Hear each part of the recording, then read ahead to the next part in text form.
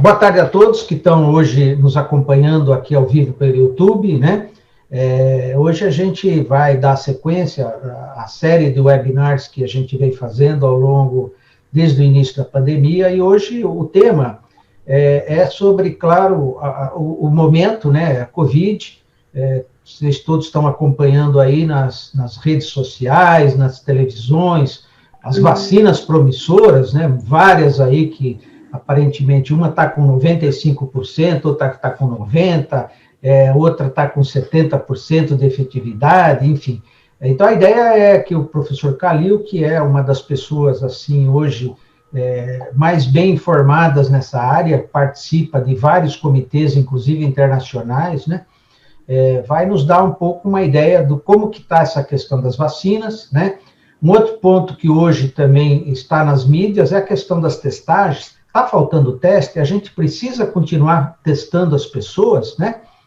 E o temor de todos nós aí é a possibilidade de ter, se o que está acontecendo com esse aumento, né, de casos, se é realmente um indício da segunda onda ou não. Então, isso o professor Calil vai procurar tratar na apresentação, na primeira meia hora dele, e depois, a meia hora que segue, a gente vai fazer perguntas, vamos discutir, vamos trazer outros temas, né, todos relacionados com o Covid, e a gente vai poder também, as pessoas que estão nos acompanhando no YouTube, fazer perguntas que a gente vai trazer aqui também para o grupo. Então, hoje a gente tem o professor Calil, né, que, como vocês sabem, é professor titular de Imunologia e Clínica e Alergia da Faculdade de Medicina da USP, diretor do Laboratório de Imunologia do Instituto Coração, e também ex-diretor do Instituto Butantan. E com a gente aqui também, que vai fazer as perguntas, e também é um dos organizadores desse evento,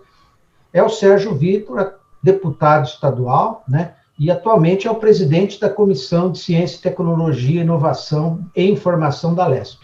Então, eu queria, então, agradecer a presença dos dois e também a todos que estão nos acompanhando pelo YouTube, e vou passar diretamente a palavra para o professor Calil, para ele dar início à apresentação dele. Bom, boa tarde, boa noite, Hélio. Muito obrigado pelo convite novamente. Deputado Sérgio Vitor, um prazer estarmos juntos e tentarmos esclarecer a opinião pública. Acho que é muito importante também a gente poder servir a nossa Assembleia Legislativa, que tem tantas obrigações nesse momento, e tentar esclarecer da melhor forma possível, no momento em que tem muita fake news, e tem muito também, na verdade, tem coisas que são muito confusas para a população em geral. Só pessoas que são realmente especialistas conseguem muitas vezes acompanhar alguns debates, uma vez que são usados termos técnicos e às vezes as pessoas não sabem o que significa o que está acontecendo. Então, eu gostaria de compartilhar com vocês os meus slides.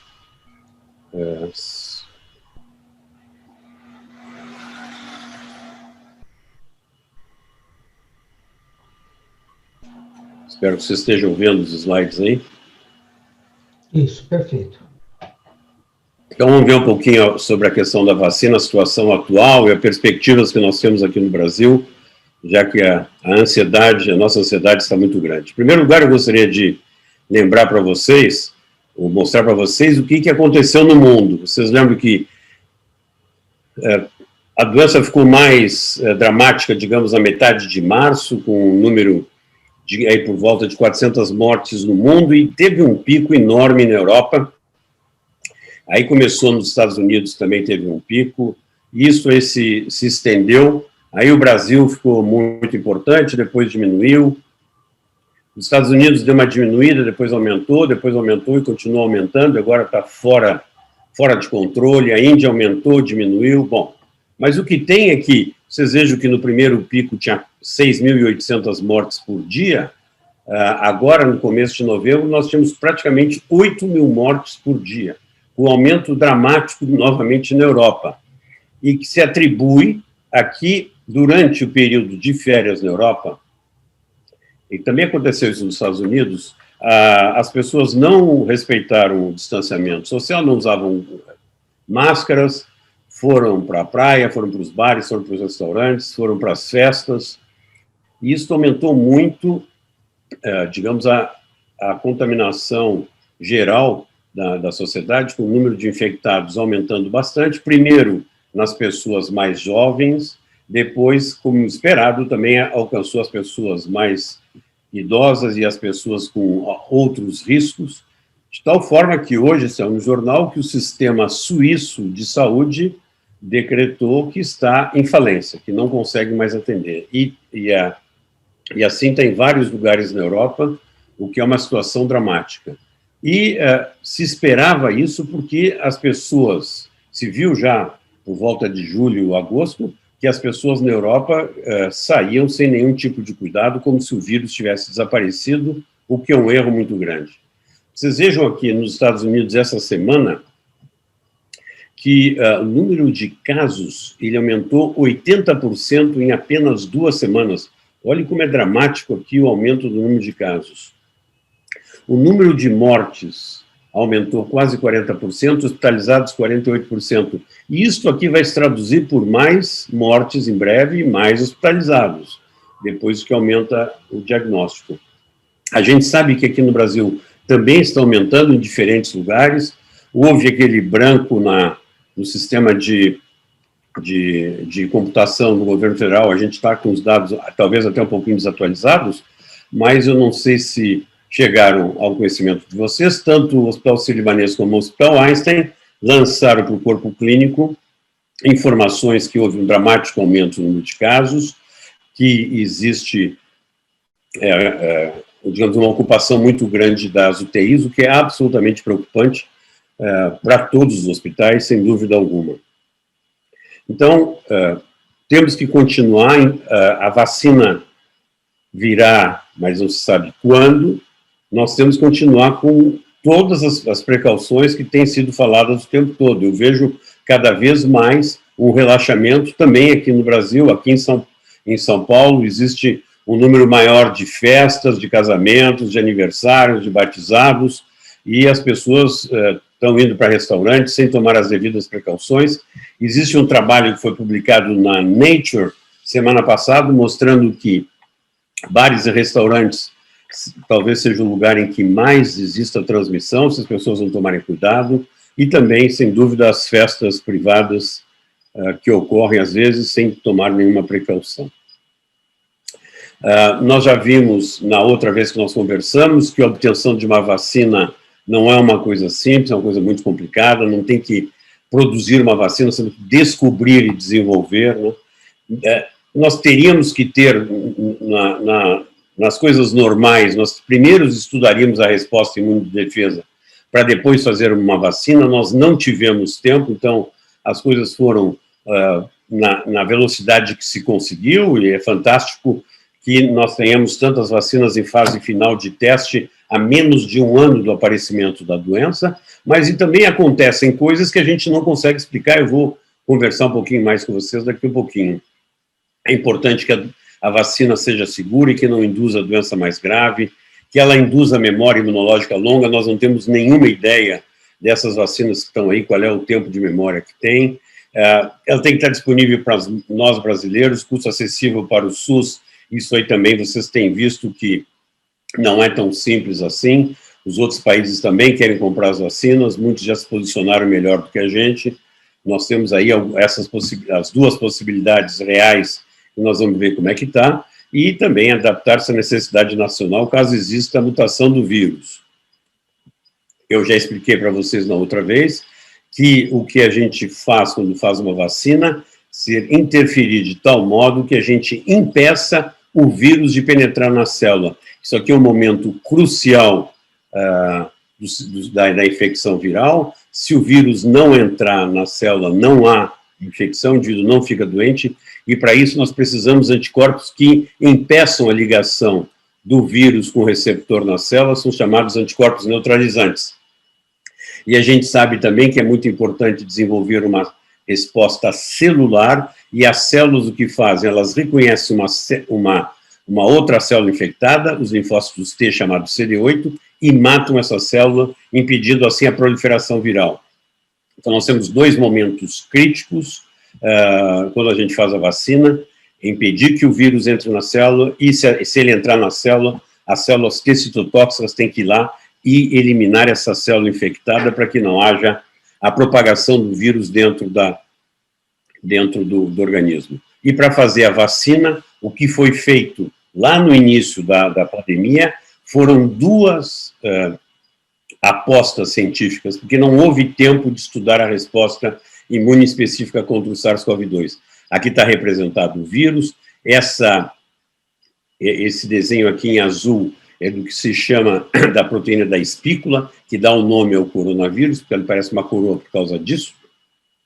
E as pessoas, então, estão fazendo vacinas ou inativadas, que é o caso da Coronavac, ou os grupos de pesquisas fizeram vacinas em que apresentam esta proteína aqui, chamada da espícula, de diferentes formas, sintetizando através de um vetor viral recombinante, através de um ácido nucleico, através de partículas semelhantes ao vírus, ou simplesmente a proteína com adjuvante. Nós não vamos falar uma coisa que está também aí aparecendo muito na mídia, que eu não sei se vocês sabem, que é injetar diretamente anticorpos no indivíduo. Então, o indivíduo não recebeu a vacina, ficou doente, como ele não tem tempo de fazer seus anticorpos antes de poder ficar grave, nos pacientes que podem ter chance de ficar grave, então você pode injetar um anticorpo mais diretamente, um anticorpo pronto. São os anticorpos monoclonais, como os que foram dados ao presidente Trump quando ele estava doente. Existem duas empresas que têm anticorpos monoclonais aprovados, a Eli Lilly e a Regeneron, mas existem também outros ensaios, inclusive feitos no Brasil, em que se pegou o plasma de indivíduos convalescentes, então que tinham anticorpos circulantes, está fazendo tratamento com esse plasma, e existe também a tentativa do Vital Brasil, no Rio de Janeiro, que fez um soro de cavalo antiviral, que também faz a mesma coisa de eliminar o vírus com anticorpos formados de outra forma que não pelo próprio indivíduo, pela vacina. Isso aí está tudo em teste clínico para ver se funciona bem ou não. Os monoclonais já foram aprovados, então passaram por fase 3. O problema é que são anticorpos, eles são caros, e eles teriam que ser dados bem no começo da doença, quando a proliferação viral acontece mais fortemente, porque depois, na fase inflamatória, eles parecem ter uma ação bem menor. Então, essas são as formas de vacina. Quero lembrar para vocês que vírus inativado é a forma mais simples de fazer uma vacina. Você cresce o vírus em grande quantidade, isola o vírus, inativa o vírus com uma substância química, então o vírus não pode proliferar, e isto é a vacina. E nós temos aí a empresa Sinovac com a Coronavac, fez uma associação com o Instituto Butantan e com o governo do estado de São Paulo para fornecer essa vacina pronta, até que tivesse condições de produzir a vacina aqui no Brasil, o que vai demorar. E tem também outros que estão já em fases avançadas, que é a fase 3 de estudo clínico. Existe uma outra empresa também nessa linha, que é a Bharat, que é uma empresa da Índia, que produz muitas quantidades de vacinas também, e que está nessa linha também. Então, isso é uma vacina, um tipo de vacina. Depois nós temos as vacinas com vírus que não replica, que ele não se multiplica dentro do organismo, em que foi colocado a informação genética da proteína da spike, que aparece na membrana deste vírus, isto é a vacina, e nós temos aí a famosa vacina de Oxford, que está em teste. Nós tivemos resultados que foram publicados hoje, que nós vamos conversar em detalhe. Tem a vacina da CanSino, que usa um adenovírus humano tipo 5, nós sabemos que a AstraZeneca utiliza um vírus de chimpanzé. Nós temos a vacina da Janssen, que utiliza também um adenovírus humano, que é o tipo 26, e a famosa russa, que andou também anunciando resultados que nós vamos ver mais adiante, em que se dá a primeira imunização com adenovírus 26 e o segundo com adenovírus 5, então é muito semelhante a essas outras aqui. Então, essas aqui são muito semelhantes, todas apresentam para o sistema imune a proteína da espícula através de um vírus não replicativo e que foi engenheirado para isso. Nós temos as vacinas que andaram dando as primeiras respostas, inclusive a Pfizer já declarou que terminou o seu estudo clínico, nós vamos ver daqui um pouquinho. e a vacina da Moderna. Ambas são de RNA mensageiro. Então, o RNA mensageiro, o que é? É aquele que leva a mensagem do DNA, do núcleo, para o citoplasma da célula, para a proteína ser feita. E aqui foi colocada a proteína da espícula, com os adereços aí para deixá-la estável, dentro de uma nanopartícula lipídica que se funde à membrana da célula. O RNA se transforma numa proteína que é exportada e a resposta imune se dá contra esta proteína da espícula. E essas são muito promissoras, essas vacinas têm dado resultados excelentes. Uma outra usa um DNA, que é Inovil, que aí você coloca a informação genética no que se chama um plasmídio, num pedaço de DNA, que é injetado no organismo, aí se transforma em RNA mensageiro e depois na proteína. Existem muitas fake news que essas vacinas poderiam se integrar ao nosso genoma, o que é absolutamente irrealista. Nós não temos como integrar um RNA dentro do nosso genoma. Nós temos, na nossa vida, muitas e muitas infecções virais, e essas infecções virais trazem DNA ou RNA para dentro do organismo, e nós eliminamos isso depois de alguns dias, e nunca é integrado. Só tem uma que é integrada, que é o HIV, e para isso eles têm uma enzima que faz isso, chamada transcriptase reversa, que justamente ela vai do RNA para o DNA, que não é um caminho normal biologicamente, só esse vírus que pode fazer. Então, isso aí é tudo uma mentira, e isso aí é aproveitado por várias pessoas dos programas anti-vacina para atemorizar a população, que é completamente irreal, eu acho desonesto, deveria ser um crime. Então, se nós formos ver os ensaios clínicos de fase 3, se nós tomarmos a Pfizer, que declarou que já terminou, ela imunizou 44 mil voluntários, uma quantidade enorme. Desses aí, eles tiveram 170 casos que foram confirmados por PCR, por tudo aí, que eram de Covid. Desses 170 casos, 8 estavam entre os indivíduos vacinados e 162 entre o placebo. Então, a frequência é esta aqui, de indivíduos voluntários vacinados que tiveram a doença, e nos placebos é essa aqui. Você faz o cálculo, a eficácia percentual dos vacinados sobre o placebo, o que dá 0,95, o que dá uma eficácia de 95%. Então, nesse caso, o risco de adquirir a doença é de apenas 5%. Os casos graves entre os vacinados, só teve um entre os vacinados que teve caso grave em 10 que ocorreram. Então, o cálculo foi feito de 95%, o poder estatístico é bastante elevado, e essa vacina, então, estão depositando hoje, por esses dias, no FDA, uma solicitação para que essa vacina seja aprovada para uso emergencial nos Estados Unidos. Qual é o problema dessa vacina? É que ela tem que ser guardada em temperaturas de ultra-freezer, que só tem laboratório especializado, menos 70 graus centígrados. Não é um congelador, super freezer.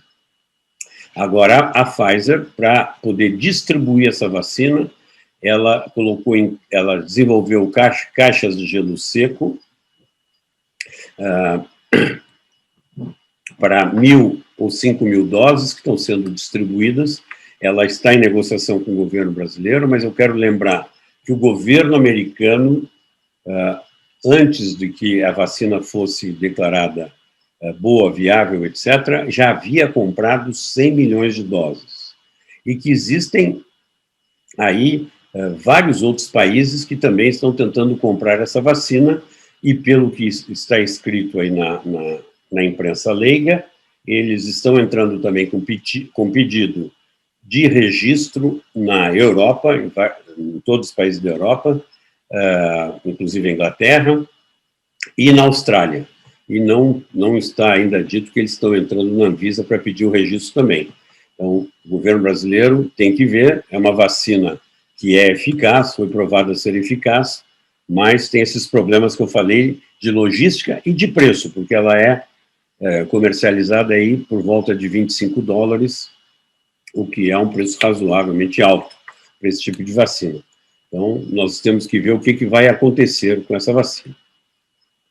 Uma outra vacina que está em estágio avançadíssimo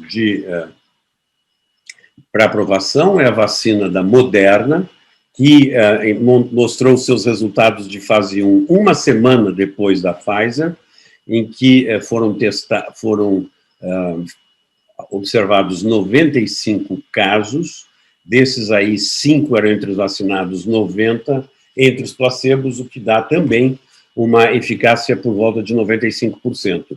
E foi incrível a velocidade com que tudo isso ocorreu, porque desde a sequência da proteína da espícula até o início das fases do primeiro embarque para que fosse feito o teste clínico, demorou 40 e poucos dias, o início da fase clínica, 2 meses após essa sequência, isso já está escalonado em grandes quantidades, e a Moderna, ela em muito breve, ela já pediu, inclusive, reunião do DSMB, que é o Data and Safety Monitoring Board, para fazer uma outra reunião para avaliar os resultados finais. Eu quero lembrar para vocês que a gente nunca sabe como é que está a evolução de um teste clínico de fase 3. Os únicos que têm acesso aos dados não cegos é esse DSMB, Data and Safety Monitoring Board, que no Brasil tem sido chamado de Comitê Internacional de Avaliação da Vacina. Eles têm acesso. As outras pessoas não têm, não podem. Né? Então, você não pode saber se a vacina está indo bem ou não está indo bem no seu teste clínico. Outra vacina que está em estágio avançado é uma vacina produzida por essa empresa americana chamada Novavax, também está em estágio 3 de teste clínico. Nessa aí é produzida a proteína da espícula por técnicas de DNA recombinante, e isto vai junto, isso aí forma uma partícula que é semelhante ao vírus, e que é colocada com o adjuvante desenvolvido por essa empresa, GSK, que é muito forte nisso, e também tem os resultados de fase 1 e fase 2 foram muito interessantes, muito importantes, mas nós precisamos sempre da fase 3. O que é essa fase 3? Fase 3 são imunizados um grande número de pessoas, e alguns recebem um placebo, ou seja, só um controle, enquanto que os outros recebem a vacina, e você vai acompanhando a evolução do número de casos e também vai acompanhando se existe algum evento adverso, que quem tem que analisar única e exclusivamente é esse Comitê Internacional de Avaliação. Os resultados só poderão ser abertos depois do estudo todo terminar. Então, vejamos, a Universidade de Oxford, ela está fazendo ensaios na Grã-Bretanha, África do Sul e Brasil. O que ela lançou hoje foi resultados obtidos no Brasil e na Grã-Bretanha, em 11 mil dos voluntários que eles têm. Eles também estão estudando no Japão e nos Estados Unidos. E eles sofreram mais de uma intervenção do Comitê Internacional de Avaliação para estudar alguns eventos adversos que ocorreram durante a vacinação.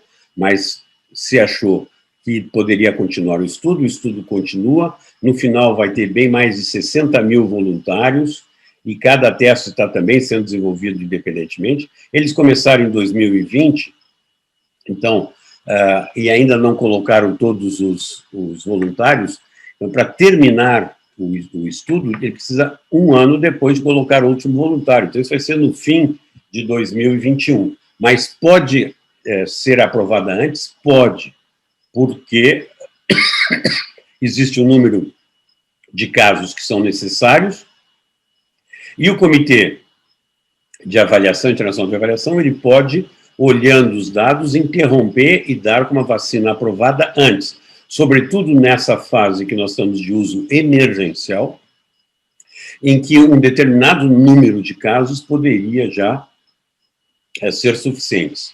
Nós vimos os resultados da AstraZeneca publicados hoje, em que eles avaliaram um pouco mais do que 90 casos de Covid-19, em 11 mil dos voluntários, e eles disseram que a eficácia da vacina estava em 62% a 90%, com uma média de 70%, que causou uma confusão muito grande não só nas pessoas, no público em geral, mas também nos cientistas, que a gente não consegue entender o que está acontecendo. Nós não tivemos os casos em detalhe, mas eles dizem que, quando dá uma dose menor, a primeira dose é menor e a segunda dose é maior, chega a proteger 90%, enquanto que se eles dão 2 doses cheias, a proteção é de 62%.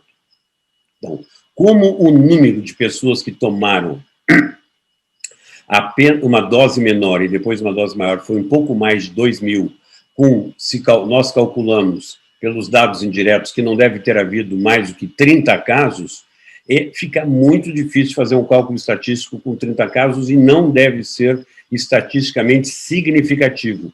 Então, tem que se esperar o maior número de casos para entender exatamente o que aconteceu. Mas, aparentemente, a vacina é eficaz, sim, pelo menos aí em 60%, ou em 70%.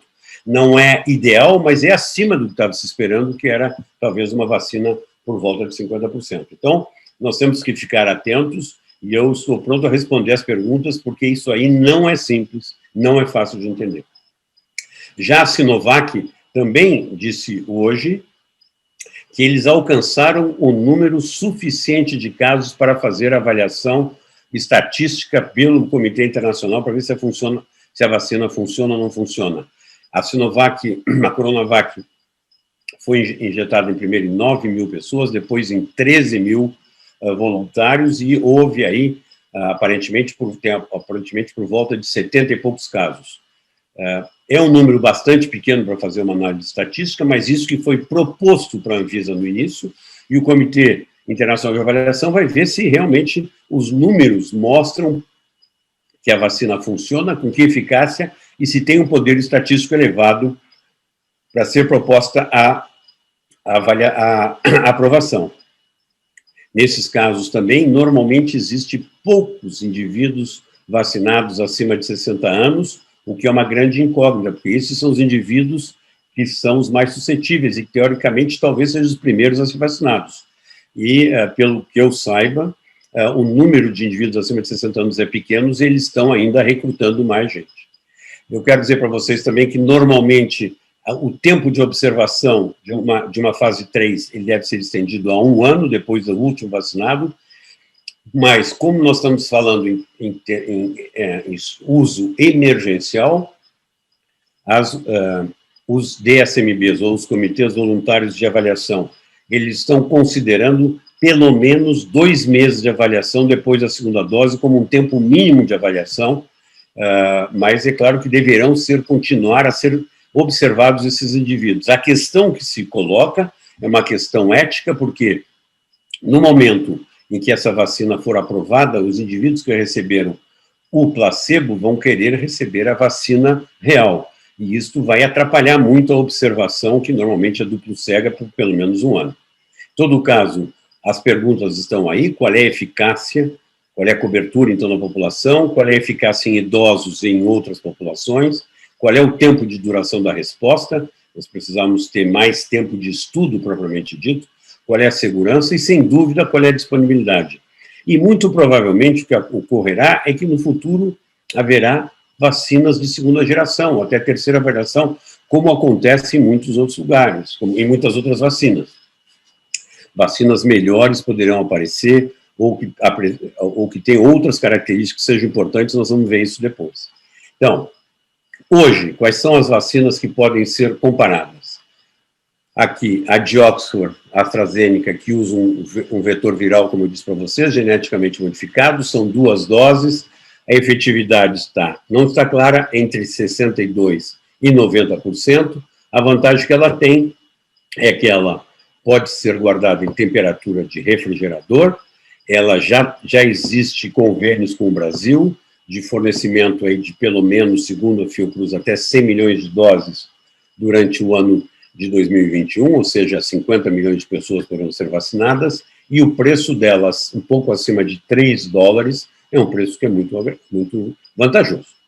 A Moderna, nós vimos que é de RNA, ela já mostrou seus resultados iniciais muito interessantes, precisa comprovação final, deve sair muito rapidamente, dentro de 2 semanas, eu acredito, e ela protege 95% da população nos testes feitos até aqui, que já foram avaliados em mais de 90 pessoas. Ela tem que ser guardada a menos 20 graus centígrados. O nosso Programa Nacional de Imunizações não tem freezers para guardar isso a menos 20 graus centígrados, e ela se mantém nessa temperatura até 6 meses. Em temperatura de geladeira, se viu que ela estava por pelo menos uma semana, o que não é tão ruim assim. Mas aí a logística tem que ser muito bem estabelecida, a organização muito bem estabelecida. A que já está pleiteando o registro é a vacina da Pfizer, de RNA também, 2 doses também, e ela mostrou aí nos seus 170 vídeos, que nós vimos há pouco, que a sua eficácia é de 95%. A dificuldade dela é o preço, assim como a da Moderna, que é quase 10 vezes maior que da Oxford AstraZeneca, e ela tem que ser conservada a menos 70, nós já vimos isso. Agora, tem gente que quer se precipitar a mostrar os resultados o mais rapidamente possível, que é o que aconteceu com a Sputnik, a Gamaleya. Não que a vacina não seja boa, ela pode ser muito boa, ela é muito parecida com a Oxford, já falei para vocês, ela tem uma primeira imunização com um adenovírus humanos, a segunda imunização, o vetor, com outro adenovírus humanos, então 2 doses. Ele só tem 20 casos avaliados e eles disseram que a eficácia é de 92%. Temperatura é a temperatura de refrigerador, mas nós precisamos de mais dados para poder dizer que essa vacina realmente funciona. Aparentemente funciona assim. Então, vocês estão vendo que todas essas vacinas aqui são proteína da espícula com diferentes tipos de vetores, o RNA mensageiro ou o vetor viral. Se isso se confirmar, é possível que nós tenhamos muitas vacinas baseadas nos mesmos princípios de proteína da espícula aprovadas, o que é muito bom para todo mundo, porque nós teremos uma capacidade de imunização aí da população mundial que será muito rápida. E também, como existirá competição, talvez os preços caiam para os países menos favorecidos. Lembrando sempre que, mesmo que seja $25 o preço da dose, $50 a imunização por pessoa, é caro, mas tendo em vista o problema econômico que acarreta a Covid, esses preços podem ser, sem dúvida, absorvidos por qualquer país. Então, existe um registro de todas as vacinas que estão em teste no mundo, tem 200 registradas lá, 2 brasileiras, uma que está sendo desenvolvida na Faculdade de Medicina, sob minha direção, a outra desenvolvida na Fiocruz de Belo Horizonte. Mas existem 150 no que a gente chama de estados pré-clínicos, que ainda não começou o teste clínico, e quase 50 que estão em teste clínico, 11 que estão na última fase, que é a fase 3, e nós já vimos aí que 4 já lançaram os resultados, nós sabemos aí que em breve talvez tenhamos também o resultado da Coronavac, apesar de ser um número pequeno de indivíduos que tiveram a doença, vamos ver o que dá o resultado. Mas da Coronavac nós ainda não sabemos nada como é que é a real eficácia dela. As características da vacina ideal, que é o que nós estamos tentando trabalhar no nosso grupo de pesquisa, que induz anticorpos neutralizantes e uma resposta celular efetiva, que induz uma memória longa, que não tem efeitos adversos, tem uma ampla cobertura de proteção na população, que seja administrada por mucosa e não precisa ser injetada, que seja só uma dose, que é muito melhor que 2, a aderência ao tratamento a gente sabe que é bem maior, que tenha baixo custo de produção, que tenha uma boa estabilidade térmica e que a gente consiga dominar aqui no Brasil completamente a tecnologia. Esse é o trabalho que nós estamos fazendo, cientistas brasileiros, com tecnologia brasileira, e que vai demorar algum tempo, mas não tem problema. Nós talvez tenhamos a vacina definitiva. Agora, existem algumas questões para reflexão que eu quero trazer para vocês. Para que a população fique tranquila, o número de eventos, ou seja, casos de Covid, quanto mais a gente tem certeza que ela é segura e mais a gente tem certeza que ela é eficaz nas diferentes grupos populacionais, né? Então, o tempo de observação para aprovação também é importante, para a gente ver se ela não pode ter algum tipo de toxicidade tardia.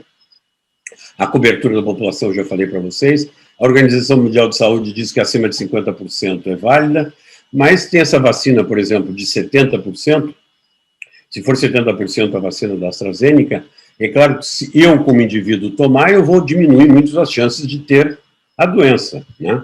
Eu tenho 2/3 de chance de não ter, mas não existe ainda um teste para saber se eu estou protegido ou não. Então, se eu tomar a vacina, eu tenho que continuar me cuidando, porque eu tenho uma chance em 3 de pegar a doença, porque eu não sei se eu estou protegido ou não.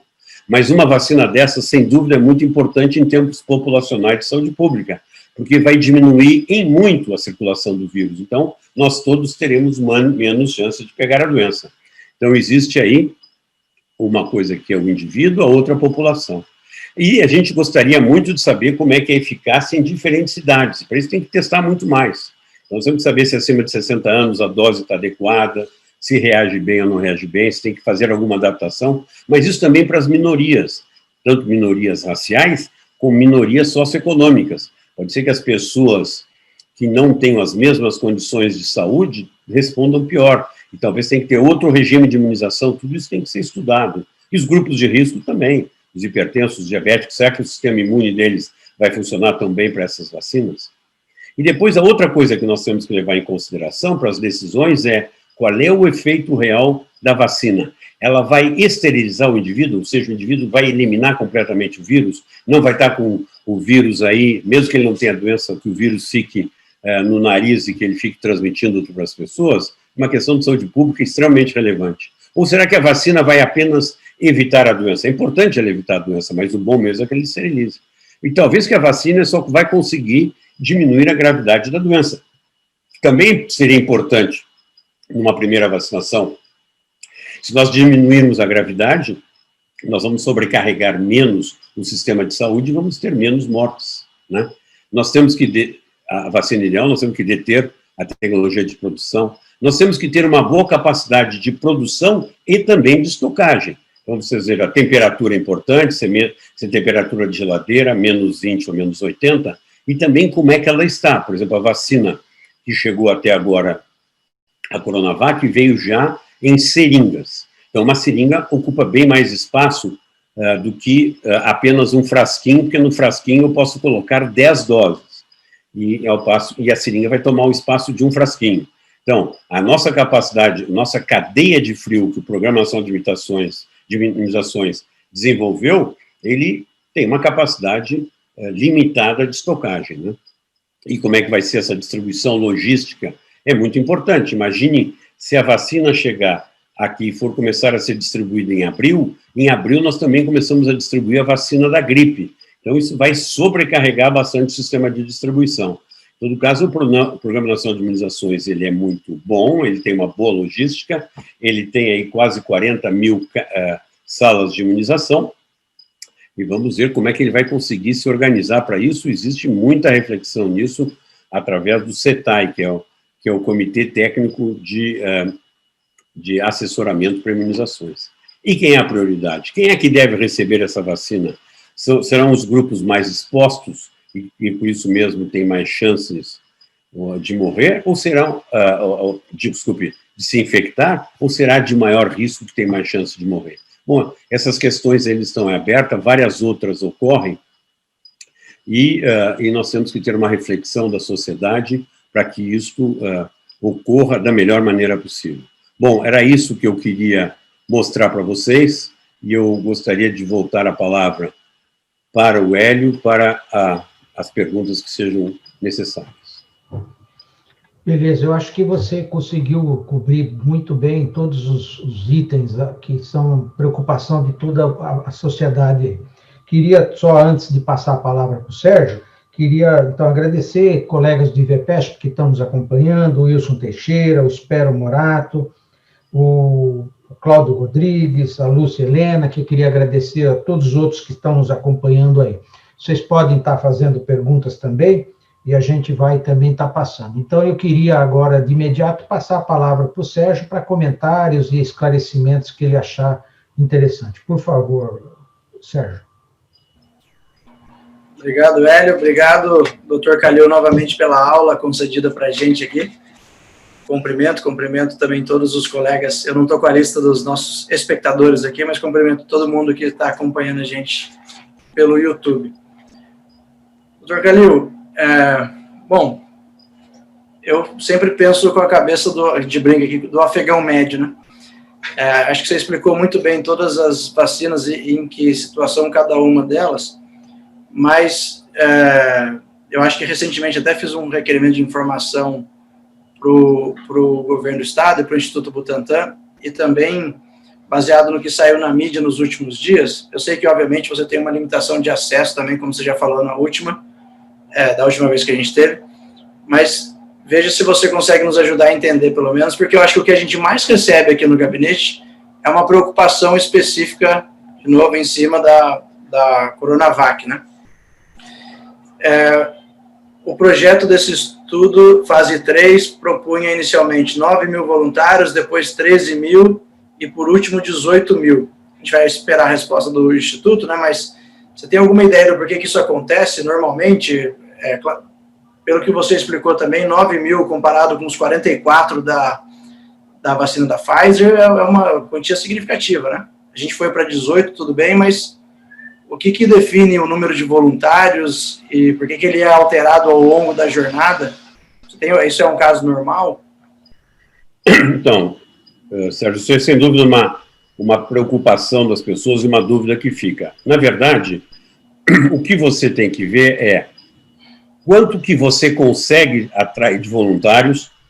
Quanto maior o número de voluntários, mais chances tem de ter eventos, ou seja, ter pessoas com Covid. E com isso você consegue fazer melhor o seu cálculo estatístico de eficácia da vacina. E, dependendo do ataque da doença, ou seja, quantos casos você está tendo, você também tem mais rápido. Então, você veja, a Pfizer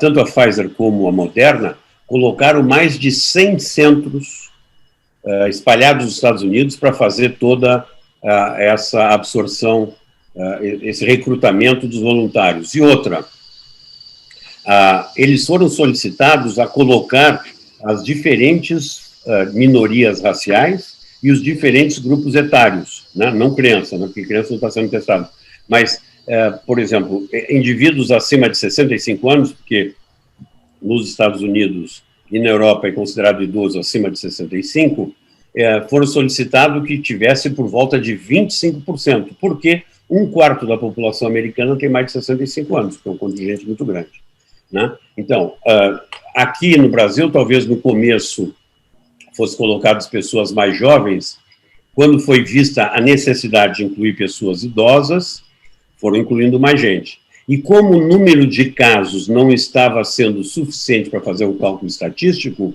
porque o ataque da doença tinha diminuído, eles foram aumentando o número de voluntários, para que logo chegasse ao resultado, né? Como a capacidade dos centros que estavam participando, eles avaliaram, né, quem está dirigindo a pesquisa, que poderiam ser incluídos mais casos, eles foram aumentando. Para isso eles pedem a solicitação, fazem um amendment, chama, na Anvisa e na Conep, e colocam mais números.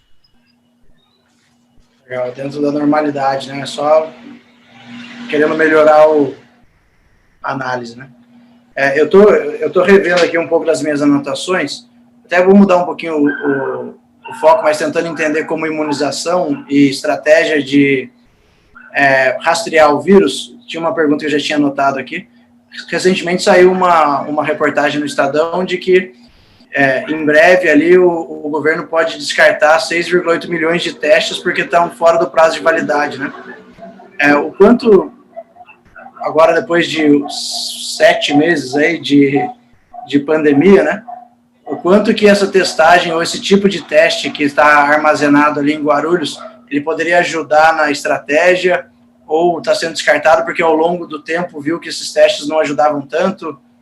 Enfim, a gente vai desperdiçar tudo isso mesmo ou se viu que não era tão necessário esses testes, esse modelo de teste, esse tipo de teste não dava um resultado tão claro para rastrear o vírus, enfim, o PCR, né?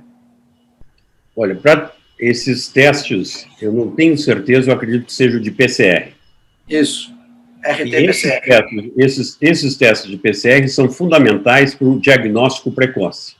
Você lembra que no começo foi feito um erro de dizer assim, as pessoas que tiverem sintomas, fiquem em casa e não apareçam no hospital. Bom, porque não tinha teste. E enquanto que estavam sendo comprados testes, agora temos bastante teste.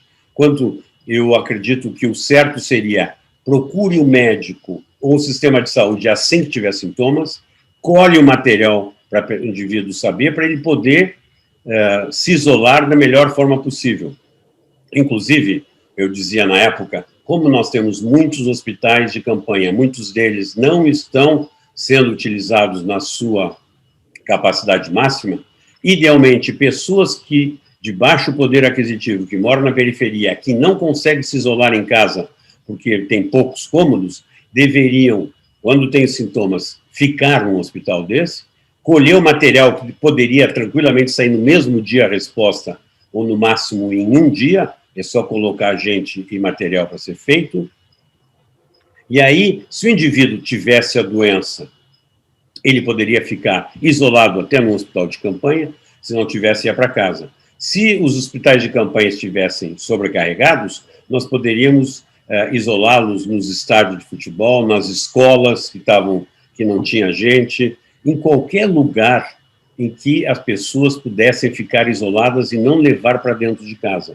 Porque o que nós vimos aqui, quando houve a propagação da doença de uma forma exponencial na periferia das cidades, é que as pessoas não conseguiam se isolar, né? Tinham sintoma e não conseguiam se isolar. Então, da mesma forma agora, nós tínhamos que aumentar em muito a capacidade de teste, para que as pessoas saibam se estão doentes, se isolarem, ou pelo menos ficar o tempo inteiro de máscara, as pessoas que estão perto delas ficarem de máscara, e ficarem em ambientes arejados. Tudo isso nós precisamos saber, mas precisamos saber se as pessoas estão com a doença ou não estão com a doença. Então, é lamentável isso que se a gente possa vir a perder esses testes. Tem que ser distribuídos para as diferentes prefeituras, onde que tem a doença. Nós temos que ter a capacidade de rapidamente saber quem está doente e isolar, para que não haja um aumento como está aumentando. Nós sabemos que em várias cidades do Brasil voltaram a aumentar os números de testes. Quando me perguntava, eu dizia, não, nós vamos ter um aumento sim, mas eu achava que isso seria mais perto das festas de fim de ano, que as pessoas não aguentariam ficar longe das famílias e começassem a reuniões familiares e levariam a doença para dentro da família.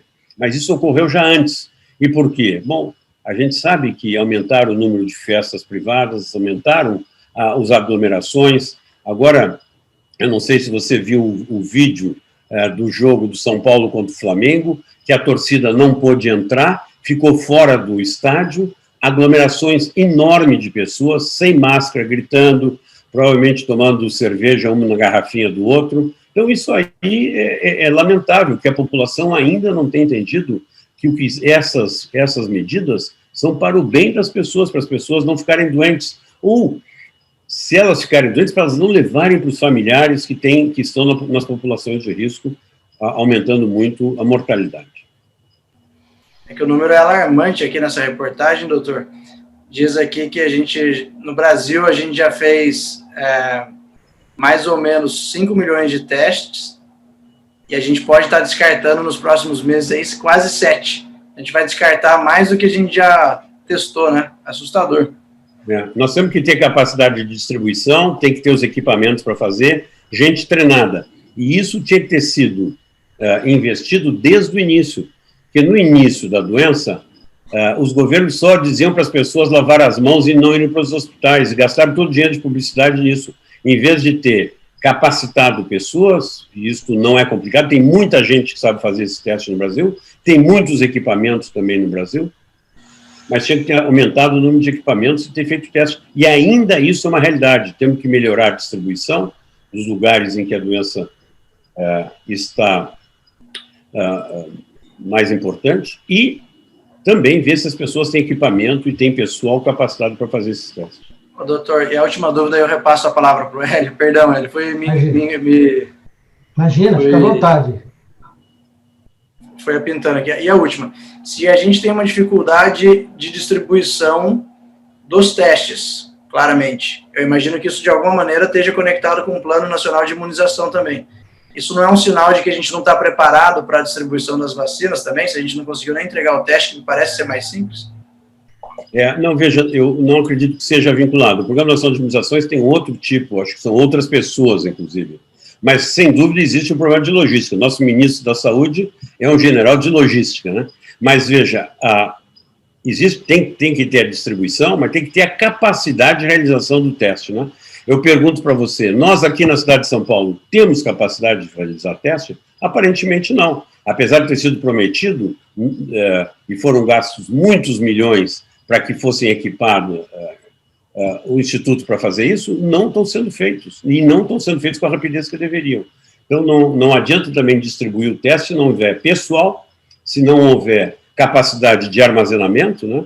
Porque essas coisas todas são refrigeradas, e se não tiver equipamento em quantidade suficiente. Bom, obrigado, doutor. Devolvo aí para o Hélio, eu vou fazer mais algumas no final aí. Eu queria só te colocar, Calil, o seguinte, uma pessoa que fez, então, teste, né, e que confirmou no PCR que está contaminado. Então, ele vai ficar durante 14 dias em quarentena. Após esse período, ele volta para a sociedade, né? Essa pessoa, a informação que a gente tem é que ela não será mais um transmissor, é isso? Isso.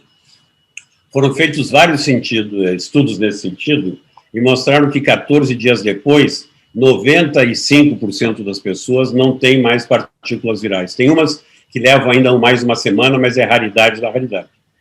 Agora, as pessoas dizem, mas o fulano de tal, ele fez um PCR depois de um mês e deu positivo.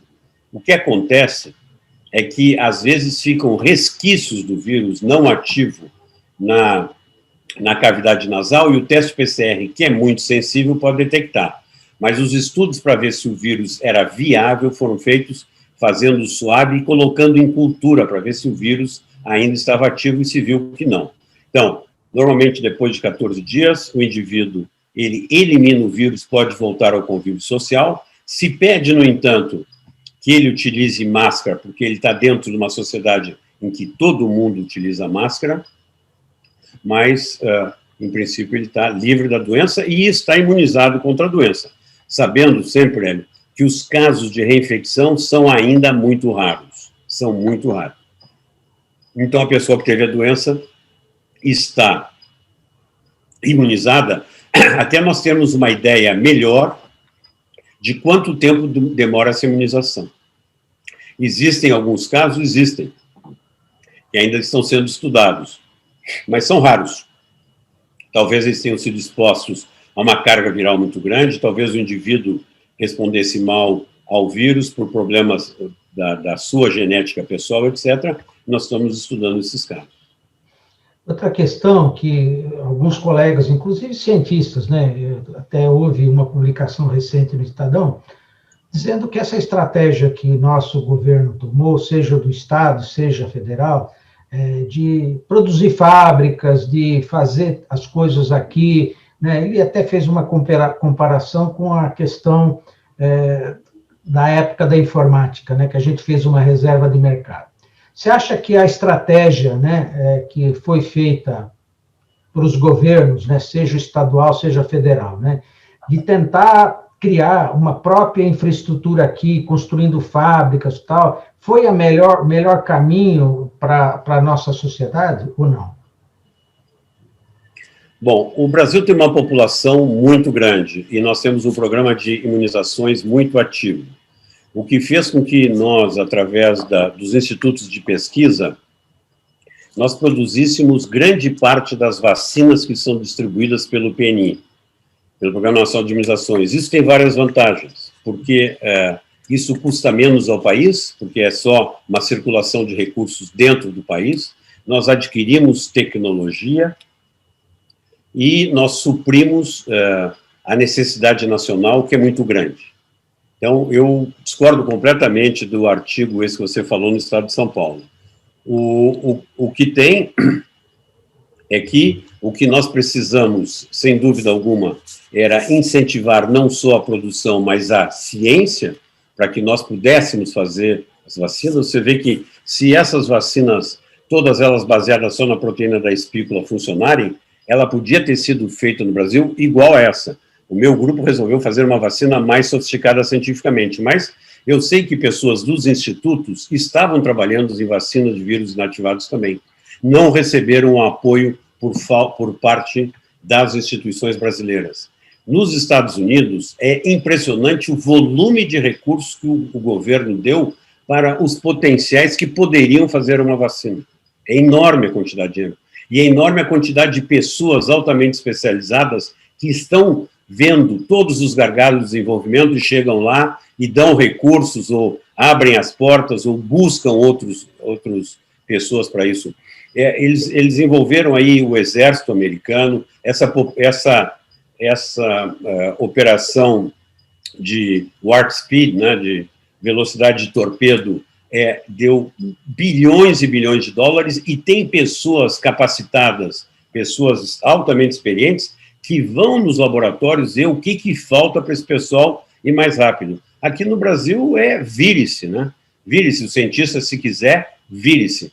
E os institutos, muitas vezes, eles ficaram mais preocupados só com a produção e não fazem como o Instituto Nacional de Saúde, de investir bastante na ciência e na pesquisa para ter condições de desenvolver. Agora, eu acho que o que foi feito aqui, que são os acordos dos institutos com os possíveis produtores, eu acho que é excelente. Eu acho, no entanto, que isso não deveria ser uma coisa só política e comercial. Nós devíamos ter, no Brasil e no Estado, cientistas que fizessem a melhor seleção das melhores vacinas para trazer para cá.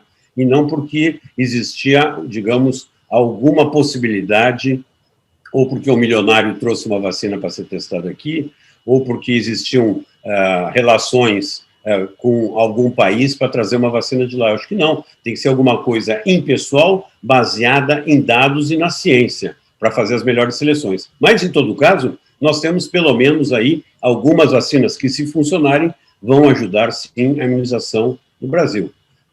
Nós não temos uma Moderna, nós não temos a Pfizer aqui, podíamos talvez ter feito acordos também com a Pfizer, mas eu continuo dizendo, numa situação como essa, nós tínhamos que ter maior investimento na ciência brasileira, que poderia estar a par e passo com esse pessoal. Só antes de passar para você... Não é a última pandemia, viu?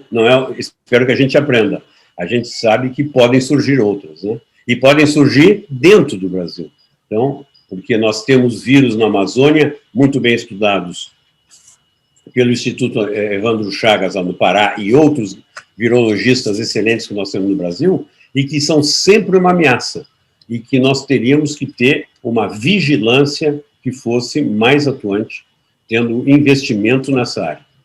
Só antes de passar para você, Sérgio, eu só queria perguntar, essas vacinas que a OMS disse que tem que ter no mínimo 50%, quer dizer, ao você tomar uma vacina dessa, você tem 50% de chance também de ser contaminado.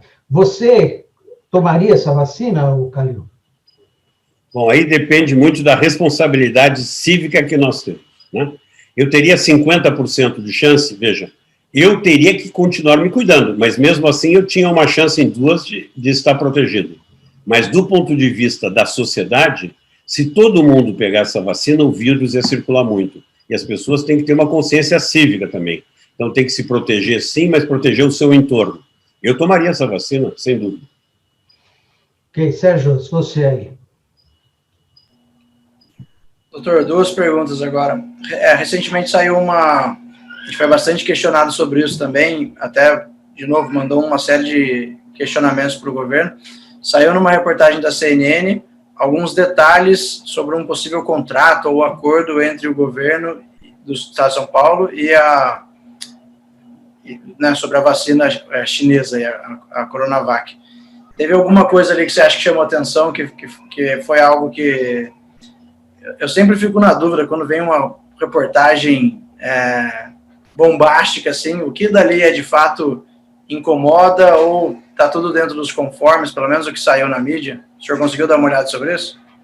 Olha, eu vi todo o trabalho de imprensa, que eu acho que a imprensa está fazendo um trabalho fantástico de informação, né? Às vezes não sabem bem, mas eles têm procurado as pessoas especialistas para dar uma boa informação. Eu não consegui saber se aquilo que foi divulgado era realmente um contrato ou era uma carta de intenções. Sabe que existem muitas etapas para isso, então eu não saberia lhe dizer. Eu só espero que os contratos tenham sido muito bem feitos, né? Orientados novamente por bons advogados e bons cientistas, porque você tem que saber o que você está comprando, né? Em termos, inclusive, de transferência tecnológica e outros, né? A Sinovac não é uma empresa muito grande, ela não tem tradição, provavelmente, de transferência de tecnologia, então o contrato tem que ser bem amarrado para que a gente possa buscar realmente a informação e trazer para cá. Eu não saberia lhe dizer, porque eu não tenho informações reais sobre como é que foi o contrato. Tá. Isso aí, só voltando, você passou rapidamente ali em algum momento sobre, talvez, o preço unitário de cada vacina. O que está estipulado parece que a da Coronavac são $10 por dose, né? E dos outros, você chegou a mencionar uma que são $3. A vacina de Oxford foi, digamos, divulgado internacionalmente que ela custaria $3,25, né? A vacina da Moderna, da Pfizer, seria por volta de $15 e a da Moderna $25, né? Que são vacinas caras e de difícil realização e altamente tecnológicas e tem que remunerar. Eu acho que a vacina de vírus inativado, eu não sei por que é $10, eu não tenho a planilha de cálculo aí, mas me parece um valor bastante elevado, mas eu não sei lhe dizer. E para encerrar, doutor, até depois, Zé, se tiver pergunta da turma, do pessoal que está assistindo a gente falou um pouquinho sobre uma possível segunda onda, né? Os gráficos estão mostrando ali que a gente está voltando uma tendência de alta. De fato, todos os lugares que a gente vê, em muitos lugares que a gente vê, parece que a gente nem está no meio de uma pandemia, né? Quais os riscos reais da gente começar a sofrer restrições de novo? Porque o que parece, agora falando como político também, né? No meio da eleição, parece que a eleição não combina com a ciência, né? Por um lado, você tinha a Prefeitura de São Paulo falando, não tem chance nenhuma de novos fechamentos, e já o governo do Estado, com menos alarde, falando que a gente vai começar a revisar os dados de 14 em 14 dias, enfim. Na sua perspectiva aí, você acha que a gente vai ter de novo uma situação de novas restrições, como a gente já teve nos meses anteriores? Complementando, nós estamos já numa segunda onda ou não, Calil? Olha, aí tem uma questão um pouco semântica, né, que nós temos que avaliar. Houve um aumento do número de casos, se não forem tomadas medidas para que as pessoas voltem a se cuidar, isso se tornará realmente segunda onda. Ou tem gente que diz, bom, mas nós não saímos da primeira. É verdade que nós não saímos da primeira, mas nós diminuímos bastante, né? A onda no mar, ela não fica... A gente não vê o fundo do mar quando a onda passa, né? Ela só diminui o volume e aumenta de novo, que é o que parece que está acontecendo. Se esse aumento de volume vai ser grande ou não, para você pegar um bom jacaré, não sei. Nós temos que ver o que vai acontecer. Se nós não tomarmos medidas muito claras e a população se conscientizar que tem que se cuidar, vai ser grande de novo. Como está sendo nos Estados Unidos, eu mostrei para vocês o número, é inadmissível que um país do desenvolvimento dos Estados Unidos não tenha nenhum controle sobre essa doença. A doença, existem milhares e milhares, centenas de milhares de casos por dia, né, novos, e com uma mortalidade absurda. Isso aí é impressionante. Então, você vê que não é só um problema do desenvolvimento econômico do país, talvez desenvolvimento cultural, mas na Europa, que tem desenvolvimento cultural elevado, nós também tivemos. Parece que existem, às vezes, as gerações não acreditam na experiência acumulada das outras gerações. E aí aconteceu isso, porque isso, sem dúvida alguma, nessa segunda onda nos Estados Unidos, que eu acredito que no Brasil também, é muito levada pelos jovens que estavam cansados de não se reunir. Bom, deixa eu pegar uma pergunta aqui para prestigiar os nossos colegas que estão no YouTube. O Cláudio Vidal pergunta, quais são os procedimentos que o governo federal deve executar para que a vacina chegue à população? Bom, sem dúvida alguma, a primeira é ter vacina, né? Ou seja, nós temos acesso às vacinas. Existe, então, esse acordo com a Oxford, São Paulo tem com a Coronavac, que é um início, mas, sem dúvida alguma, nós sabemos que a Pfizer estava interessada em vender para o Brasil, e o governo brasileiro acenou que estaria em contato com 5 empresas ao total que poderiam trazer a vacina. Então, nós precisamos comprar a vacina. As vacinas no Brasil, elas são distribuídas gratuitamente, normalmente pelo SUS, e através do Programa Nacional de Imunizações, com determinadas prioridades. Então, é isso que tem que ser feito, como é feito com outras vacinas. Comprar, ter a vacina disponível, ter a distribuição, eu acho que é factível, através da organização do Programa Nacional de Imunizações. É claro que se tiver de baixa temperatura, a logística tem que melhorar. Para isso temos um general do Exército lá, que é ministro da Saúde e Logística, esperamos que ele consiga ajudar. E depois a população tem que estar querendo se vacinar, né?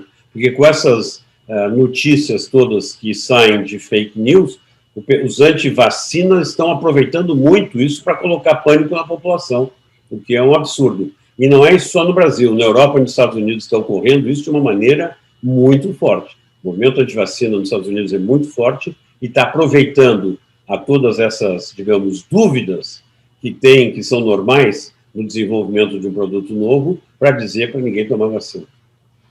Outra questão é a seguinte, quer dizer, mesmo nesse período de vacinação dos postos de saúde, né, que são as vacinas, por exemplo, como a gripe, que são vacinas gratuitas, desde que você vá pelo SUS, mas a gente sabe que existem muitas clínicas que também dão essa vacina cobrando. No caso, por exemplo, dessas vacinas aí, os laboratórios, as empresas, vamos pegar aí várias que são privadas, né? Elas podem estar trazendo essas vacinas da Pfizer também, estar oferecendo, claro, pagando ou não? Existe esse mecanismo? Existe, sim, eu tenho certeza que estão se movimentando. Eu sei de, inclusive, laboratórios farmacêuticos brasileiros que estavam buscando fazer acordo com esses produtores de vacina. Eu não sei se foram concluídos ou não, mas tem as distribuidoras também. Uma vez que a vacina seja registrada no Brasil, eu acredito que a Pfizer, mesmo que não seja na primeira onda de solicitação de registro, vá fazer, né, porque custa dinheiro e tem que dar muito dado para fazer o registro. Se a vacina estiver registrada no Brasil, ela poderá ser importada por um distribuidor, por uma clínica de vacinas ou o que seja, e ser distribuída. Isso acontece muito no Brasil, tanto o Merck como o GSK, como o Sanofi, para citar as maiores, elas têm grande parte das suas vacinas registradas no Brasil e distribuem todos os anos, principalmente vacina de gripe, mas também outras para as clínicas privadas. Isso deverá ocorrer. Não sabemos a que preço chegará isso aqui, mas como sempre as pessoas economicamente melhor resolvidas vão ter acesso talvez mais rápido. Agora, por enquanto, então, concretamente, não tem nenhuma vacina atualmente registrada que pode ser aplicada no Brasil. Essa é a realidade, certo, Calil? Sim, não tem vacina ainda, quer dizer, okay. A única vacina que terminou o estudo clínico, mas ainda não está registrada nem no país em que o estudo clínico foi feito, é a Pfizer. As outras não tem vacina, né? Nós não sabemos se funciona ou não funciona. Nós estamos vendo que a Pfizer mostrou que funciona. A AstraZeneca, mais ou menos, também confuso aí. A Gamaleya lá, a Sputnik, também confuso, muito poucos testes. Mas a Moderna está no caminho. A Moderna, daqui a 15 dias, também vai provavelmente ser aprovada. Agora, quando que a Moderna vai chegar aqui no Brasil, nós realmente não sabemos. Beleza. Bom, aqui, olha, no YouTube, poucas perguntas, porque eu acho que a tua exposição foi tão perfeita, né, que não gerou praticamente dúvida nenhuma, Calil. E depois, as discussões aqui, principalmente do deputado Sérgio, com perguntas, com esclarecimentos, eu acho que todo mundo está só elogiando, dando parabéns para o evento e pela sua apresentação e pelas perguntas também. Então, eu acho que a gente já até passou aqui uns 10 minutos do prazo que a gente tinha estipulado, né? Eu queria também agradecer aqui um colega nosso do IVEPESP que está nos acompanhando, que é o Maurício Pazini Brandão, nosso colega, que também não faz pergunta nenhuma, mas faz grandes elogios aí à tua apresentação, Calil. Então, eu queria agradecer a todos que nos estão acompanhando aqui no YouTube, né? Esse webinar está sendo gravado, a gente depois vai fazer uma edição especial, disponibilizar para todos que não puderam, porque eu acho que quem quiser estar atualizado sobre o que está acontecendo com a vacina, sobre a questão de testagem, sobre a questão aí da segunda onda, eu acho que esse webinar cumpriu esse papel de dar todos esses esclarecimentos para todo mundo que tiver interesse em saber como é que está a situação. Sérgio, por favor, passo a palavra para você. Só se eu puder fazer um pedido também, doutor, nas suas considerações finais, se você puder passar para a gente, olha, aonde que a gente deveria pegar informações de qualidade que devem ser confiáveis, né? Após esse webinar, onde que a gente continua acompanhando os próximos passos.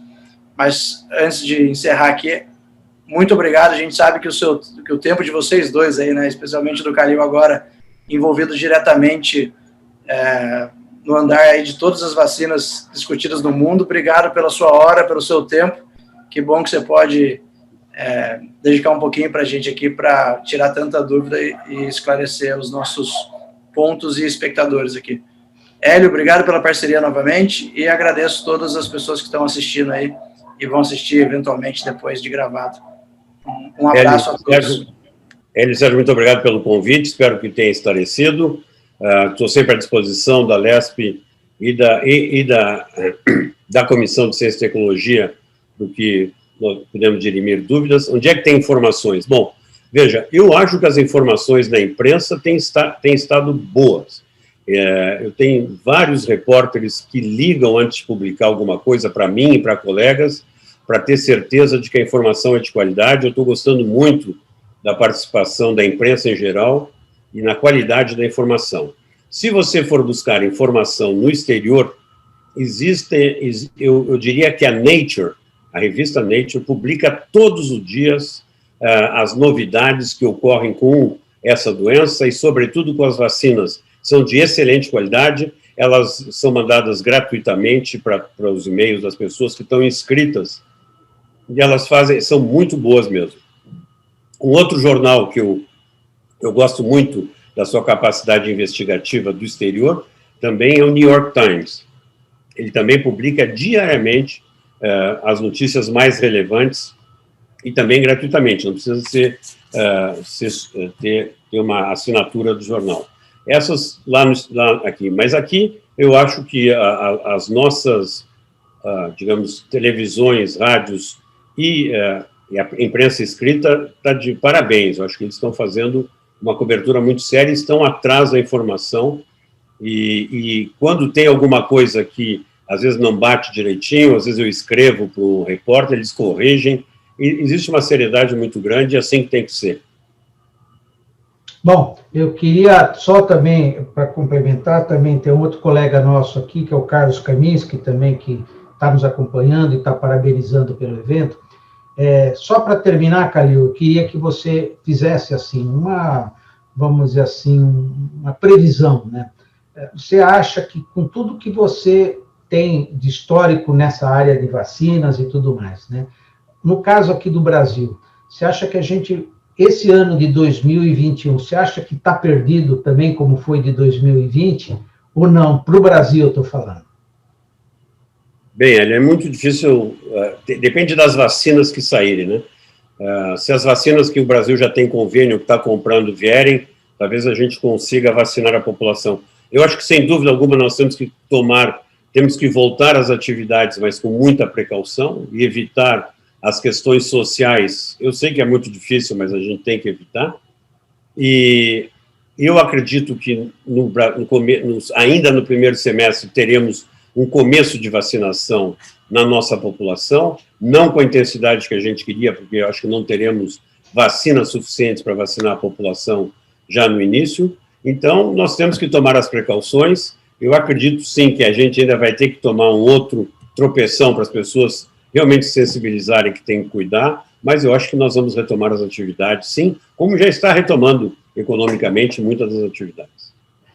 Bom, queria, então, agradecer a todos aí que nos acompanharam no YouTube, agradecer mais uma vez o professor Calil, o deputado Sérgio Vitor, né, por essa oportunidade também de estar aqui com a gente, porque, como vocês sabem, ele preside a Comissão de Ciência e Tecnologia, né, da Alesp, e é importante que todas essas informações que nós passamos possam ser disseminadas entre também os deputados atuais aqui do Estado de São Paulo, né, porque essa é a coisa melhor para que a gente pode fazer. A gente já sabe o que tem que fazer, é máscara e distanciamento, mas a informação de qualidade é isso que hoje a gente acho que conseguiu passar para todos que estão nos assistindo e que vão ver esse vídeo posteriormente. Então, eu queria agradecer, então, a todos e desejar uma boa noite a todos vocês e esperamos aí, proximamente, já várias pessoas aqui do YouTube recomendaram que daqui a 2 semanas a gente volte a falar sobre isso, viu, Calil? Então, o pessoal gostou,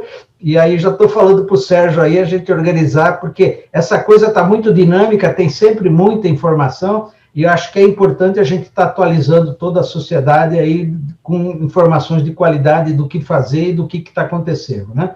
Obrigado mais uma vez, um abraço, boa noite a todos e até a próxima. Um abração.